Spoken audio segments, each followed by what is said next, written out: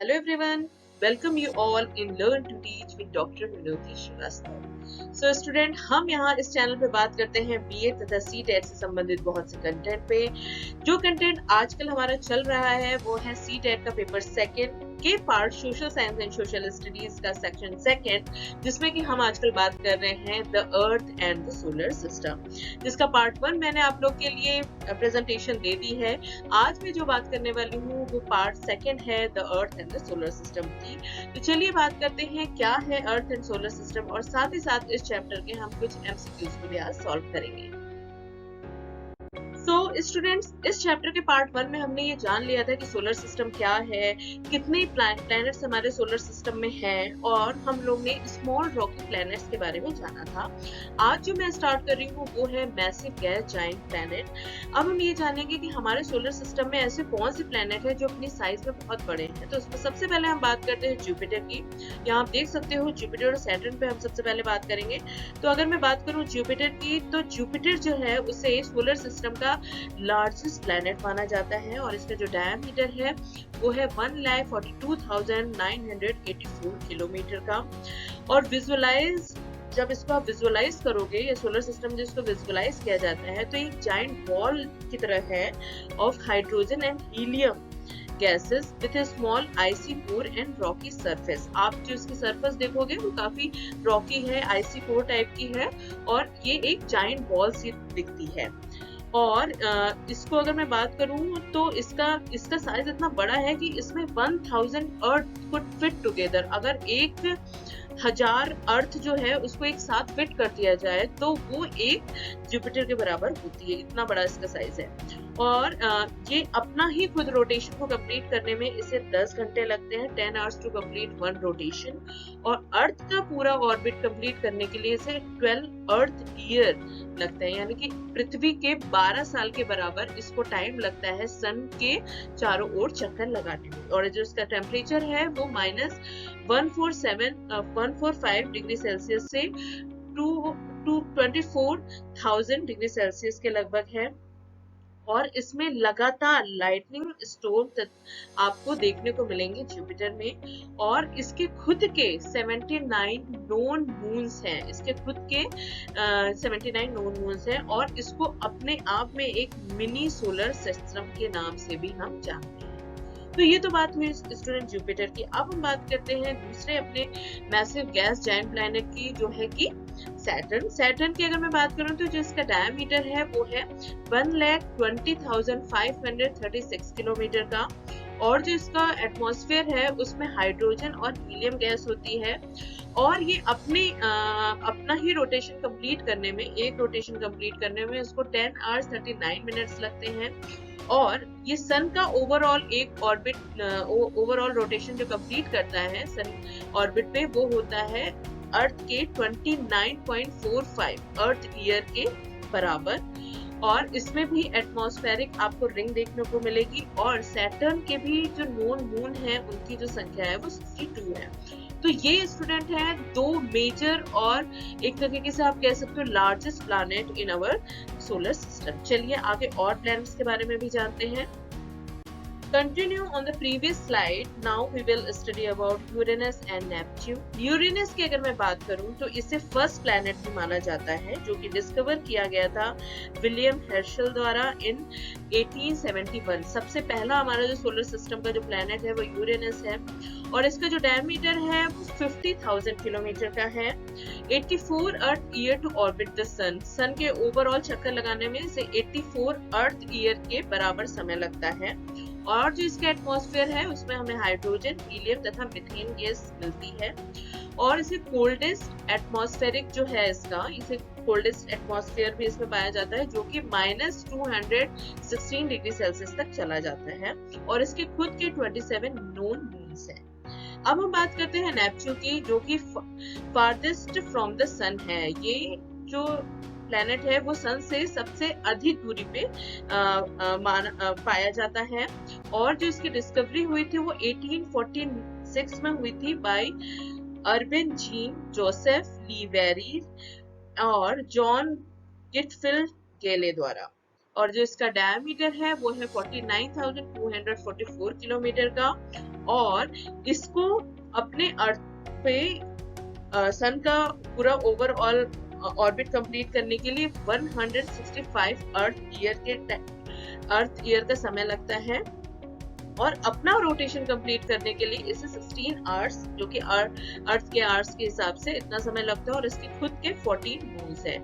So student, ये हुए 4 biggest और giant planet in our solar system. तो अभी तक आप लोग ने देखा होगा, जो हम लोग ने प्लैनेट्स की बात करी उसमें हमने 8 प्लैनेट के बारे में जाना, लेकिन पीछे अभी बात हुई थी, कुछ डिस्कवरी हुई थी जिसमें प्लूटो को भी इसमें ऐड किया गया था। लेकिन आज में अगर मैं बात करूं तो यहाँ पे आपको क्लियर होगा कि प्लूटो जो है उसको प्लैनेट की जगह ड्वार्फ प्लैनेट की कैटेगरी में रखा गया है। क्यों, उसके बारे में हम जानते हैं। तो यहाँ पे स्टूडेंट हम बात करते हैं प्लूटो और अर्थ मून का, यानी कि अर्थ का जो मून है उसके बारे में हम जानेंगे। तो प्लूटो जो है वो डिस्कवर हुआ था 1930 में, काफी रिसेंटली इसकी डिस्कवरी हुई थी। क्लेडेन टॉम्बक द्वारा हुआ था। इनिशियली इसको जो कंसीडर किया गया था एज ए प्लैनेट किया गया था, बट आज की डेट में इसको क्लासिफाई किया जाता है एज ए ड्वार्फ प्लैनेट, यानी कि बौने ग्रह के रूप में। और इसका जो डायमीटर है वो 2380 किलोमीटर का है। इसको एक रोटेशन कंप्लीट करने में 153 आवर्स का टाइम लगता है 1 रोटेशन के लिए, और 248 अर्थ ईयर लगता है सन का एक ओवरऑल पूरा चक्कर लगाने में। और इसका जो टेम्परेचर है वो भी बहुत, एक तरीके से आप कह सकते हो, ज्यादा चेंजेस इसमें देखने को नहीं मिलते हैं। -228 डिग्री सेल्सियस से -238 डिग्री सेल्सियस तक का इसका टेम्परेचर रहता है। अब स्टूडेंट हम बात करते हैं अर्थ मून की, जिसको कि हम अपने आंखों से काफी क्लियरली देख सकते हैं। तो ये अर्थ का इकलौता एक मून है जो कि अर्थ मून के नाम से हम इसे जानते हैं। तो इसे नेचुरल सैटेलाइट ऑफ अर्थ भी कहा जाता है। और ये जो है, इसकी जो दूरी है अर्थ से वो है 3,84,000 किलोमीटर अर्थ से इसकी दूरी है। और जो इसकी डिस्कवरी है, ये कितना पुराना है, तो 4.44 बिलियन ईयर एगो इसकी एक तरीके से अस्तित्व माना जाता है। और ये स्टार्टिंग में ये अर्थ का एक पार्ट था, बट एक एक्सप्लोजन की वजह से ये अर्थ से दूर हो गया और ये अर्थ के ही चारों ओर चक्कर लगाने लगा। इसमें भी अपने आप में एक बहुत ही पतली लेयर एटमॉस्फेयर की हमें देखने को मिलती है, जिसे एक्सोस्फेयर के नाम से हम जानते हैं। ओशियन करंट जो होता है, जिसे हम ज्वार भाटा के नाम से भी जानते हैं, are cause due to gravitational pull of the moon. हम लोग ने ये चीज सुन भी रखा होगा कि ज्वार भाटा जो होता है वो सीधे जो आपका मून है उसकी लाइट से रिफ्लेक्ट होता है। उसके पीछे रीजन यही है कि जो मून है उसकी खुद की ग्रेविटेशनल पुल होती है। ग्रेविटेशनल पुल की वजह से वो जो ओशियन का जो करंट है उसको बढ़ाता घटाता है, जिसकी वजह से ज्वार भाटा आता है। तो ये एक बहुत ही इंपॉर्टेंट एंड न्यू चीज है, जो कि कहीं ना कहीं दूरी कम होने की वजह से अर्थ पे सीधे रिफ्लेक्ट होती है। सो स्टूडेंट, ये चीज हमने जानी इस चैप्टर में, the earth and the solar system. अब इसके कुछ हम एमसीक्यू सॉल्व कर लेते हैं, जिससे हमारा ये ओवरऑल जो चैप्टर है वो कंप्लीट हो जाएगा। स्टूडेंट्स, अपनी नॉलेज को चेक करने के लिए बहुत जरूरी है कि हम इसके एमसीक्यूज को भी सॉल्व कर लें। तो यहाँ पे कुछ एमसीक्यूज आप देख रहे हो। सबसे पहला क्वेश्चन जो एमसीक्यूज का है वो कह रहा है, which of the following is not a part of the solar system. इन चारों में से ऐसा कौन सी चीज है जो सोलर सिस्टम का पार्ट नहीं है?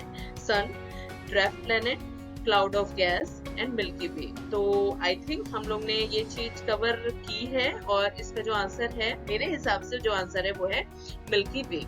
मिल्की वे जो है वो सोलर सिस्टम का पार्ट नहीं है। दूसरा क्वेश्चन स्टूडेंट्स आ रहा है, वो है, which of the following is not a part of outer solar system. बाहरी जो हमारा सोलर सिस्टम है उसका कौन सा ऐसा प्लैनेट है जो कि पार्ट नहीं है, जो यहाँ पे दिए हुए हैं। तो उसका जुपिटर है, मरकरी है, सैटर्न है, यूरेनस। आई थिंक इसका सही आंसर है वो है mercury. Mercury is not a outer solar system part. Student, next 2 questions आप लोग के लिए आ रहे हैं, जिसमें कि थर्ड क्वेश्चन है, ये पूछ रहा है, which of the following planet does not have its own moon. इन चारों में से ऐसा कौन सा प्लैनेट है जिसके खुद का मून नहीं है? मरकरी, वीनस, बोथ या नन। तो इस जो हम लोग ने क्लियर किया है उसके हिसाब से जो इसका आंसर होना चाहिए वो है बोथ, यानी कि मर्करी और वीनस दोनों के ही खुद के मून नहीं है। Fourth and last question of this chapter वो है the official name of the red planet is. ये मैंने आप लोग को अच्छे से समझाया था। आप बताइए इन चारों में से ऐसा कौन सा प्लेनेट है जो कि रेड प्लेनेट के नाम से भी जानते हैं।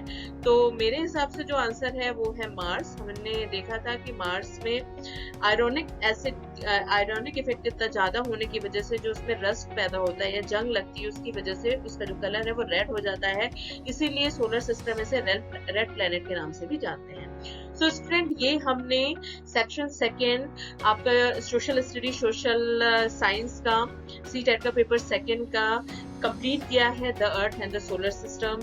आपको आई होप क्लियर हुआ होगा। फिर भी regarding this chapter if you have any doubt you can ask me, I will clear. और फिर भी कोई भी कंफ्यूजन है तो आप मेरे से शेयर करो, मुझे अच्छा लगेगा और मैं अपनी तरफ से कोशिश करूंगी उसे सॉल्व करने की। तब तक आप अपना ख्याल रखिए, फैमिली वालों का ख्याल रखिए और मिलते हैं हम लोग अपने नेक्स्ट वीडियो में। Till then take care and bye.